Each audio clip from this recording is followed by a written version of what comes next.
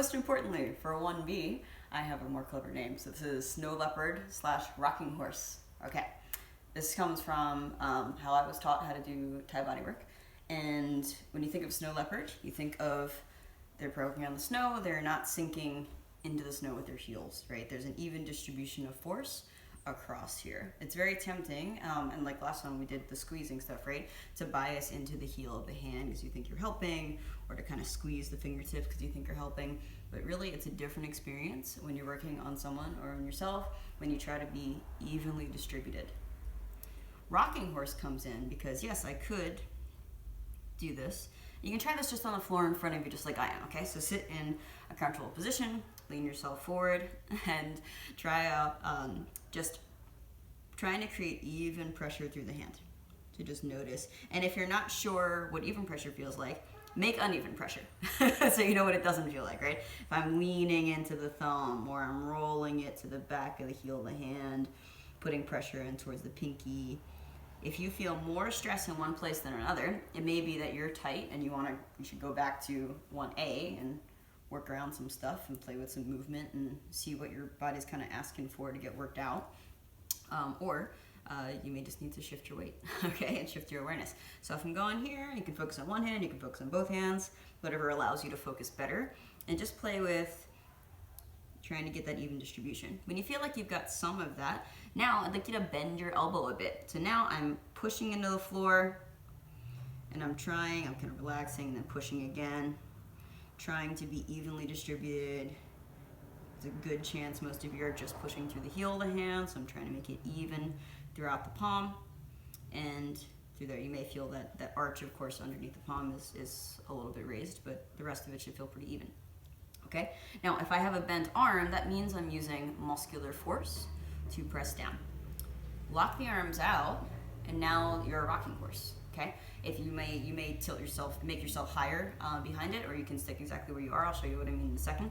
Now, I have straight pressure that is being distributed evenly through the hand. So my rocking motion, shifting my weight over top of my work, is what changes the pressure. So you can go back and forth between those two things, pushing and rocking. Now, what feels better to you? I guarantee that if you're working on a person, that the rocking feels better than the muscular force. It's, if you want to get energetic about it, I think it's just a clearer path of energy. Something about it just feels a lot better, okay? So if I raise myself up, and I'm kind of sitting in this kneeling position here, and I think about rocking myself forward, notice I just shift my weight over top.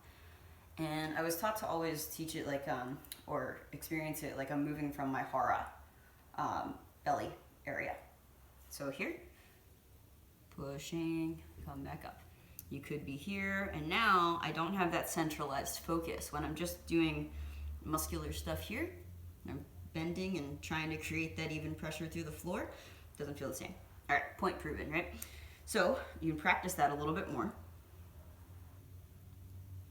Couple more reps, using the shifting of the belly to put more weight through your straight arms. Okay, and checking if you stayed even here. Now we're going to try a walking motion. So I'm going to shift to one side and then shift the other side. Shift, shift, press, press. Now go ahead and start picking up the hand, leaning back and forth, press, press, press, press, press. Trying to keep even distribution through the hand. Okay, go ahead and try that out on yourself. Now this could be, something I can tell you, you can also change the vector, right? So if I'm here, I see it's hard for me to do a straight arm here. This is kind of jumped up, depending on what your proportions are too. I can bring my elbows in and use that as a lever.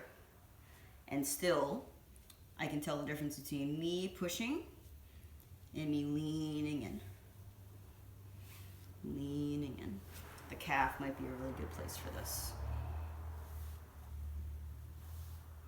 Okay, going here, get any position that feels right to you. Oh, it's 90-90, I must be doing it first, you know. Pressing, and just whatever configuration Even if you have bent arms, you can still get the same pressure or similar pressure by doing the rocking motion, right? My belly is still the instigator of, I don't know what the best word for this is, of that. Now I don't usually press on bone, not often. I prefer to press on the muscle, not so much on joints either. You might go back to the circling and the stuff we played yesterday, okay? So once you feel like you've got a pretty good handle of that, try the walking. So I'm gonna say hello to the two ends that I'm working on. So I'm just going to think about leaning in and spreading. Not forcing it, just as I lean, I'm pushing away. Do that 3 times. So I'm coming down to 2 points. And I'm visualizing the lines between them stretching. It kind of makes me do that every time. Okay, now I'm going to lean into one hand, move the hand, I'm going to walk them towards each other, and then maybe I choose a direction to walk down, and I'm still rocking as straight arms as I can, or change my angle a little bit here. Rock, rock, press, press. You can hold one point and just do a little stretch of the foot with that same kind of thing. This is just holding, and then I just lean in, as opposed to push the guy. Lean, leaning. It's just strategic leaning. Okay, last thing we're going to play with today is using our thumbs similarly. I can put pressure down, and I can drive in. I can drive in with the tips of my thumbs. It feels stabby, stabby, stabby. I can use muscles to use the pads of my thumb, right? Or I can lean in, lean in. Now, I have it positioned here so that I've got most of my knuckles supported by the rest of the fist, right? And it's kind of out of the way. Sometimes it might be like this. If I'm on a thigh or something, and I'm still using the belly to rock. Pressure comes from the center, right? Rocking back and forth, try walking. I hope you're having fun. I'm gonna make you some best friends if you really learn this stuff. Okay, I'm walking back, rocking every time, awareness, I'm coming from here, the shifting of the weight, the rocking horse, okay? So the thumb allows you to get into tighter spaces, right? And start opening up little lines. So if I'm back in my whatever position I want to do here, I would position the thumbs in the direction that the muscle is going. So generally you're not going to go cross pattern here. Don't really see the purpose of that. I'd be going down or facing each other. Might be the easiest way for you to do this. So a place that feels good is to kind of find the bone of your shin and fall off the inside of it. It's called inside line 1 in Thai massage. So I'm here, I'm gonna do the same kind of thing we did before. I'm at each end of it. I'm just gonna say hello. I can say hello by spreading it, whatever feels right. To me, this just feels better to just kind of sink in, right? And if you feel like you've got difficulty with your thumb, like it's bending backwards, it's not comfortable, try supporting, if you're going this way, try supporting by using your wrist direction here. So if you're in a funky position with the wrist, just try changing a different wrist angle to support it so you've got a more straight line going through. You can support under the knuckle like this, right? You can just play with angling it down without getting stabby, so you're just using the tip of the pad but not the point, right? There's a lot of different adjustments you can make. You could do a little bit of elbow bend, again, as long as I'm sowing the seeds by my rocking horse thing, and I guess the snow leopard applies here in that I'm trying to be evenly distributed through the pad as opposed to stabbing through one piece, okay? So if I'm here and I say hello to each end of this guy, this line just inside the shin, and then I can walk. I'll go to one end, and I sink in, and then I meet it. Move up an inch or two, sink, lean, go back to the other side, lean, sink, and sink, sink, sink.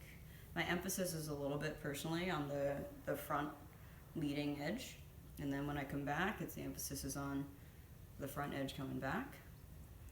But notice that the direction of the thumbs are aligned with the direction of the bone and muscles and the connective tissue, okay? And then I may come into a double thumb press where I have one stacked on the other and I just lean to the top one, okay? So this is snow leopard, rocking horse. Move from the belly, even pressure. I can have bent arms as long as I am focusing on keeping even pressure. And you know, again, if you're not sure, try it a different way. Maybe this feels good to you, to dig in with your heel. I don't think it feels as good personally, but there may be times where your muscles are asking for that. So the whole point is to expose you to different things, and kind of this opening, this energy channel kind of stuff. Sometimes I'll be, like if I'm sore in my hip here, I'll just kind of lean, lean, lean, lean. So it's subtle, but I'm still using that lean, just a little less obviously, to access. So rather than me just doing this, like we practiced yesterday, I'm leaning, and that lean is creating the force that's going through. It just feels really good. So go ahead and try that out. If you try it on a friend, then stay off the bone as much as you can. Roll back and forth. You could do it on the feet. Do it all the way up. I would avoid doing it on the belly personally. We'll talk about that more in a later part. And you could do similar thing here. All that. I think I've definitely said enough about using this technique. But play around, see what kind of connection you can find between your belly and the ends of your joints. That's essentially what it boils down to. Okay?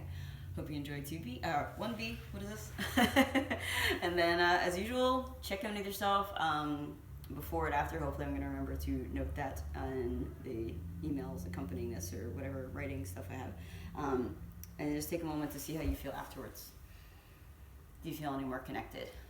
If you're somebody that wants to play with walking on people, you can do a similar thing of leaning into the foot, leaning into the other foot, lean into the foot, lean into the other foot. So, walk. Even distribution of weight throughout the foot, shifting the hara to achieve your goal. Bye. Trying to wave with my toes. Need to work on this.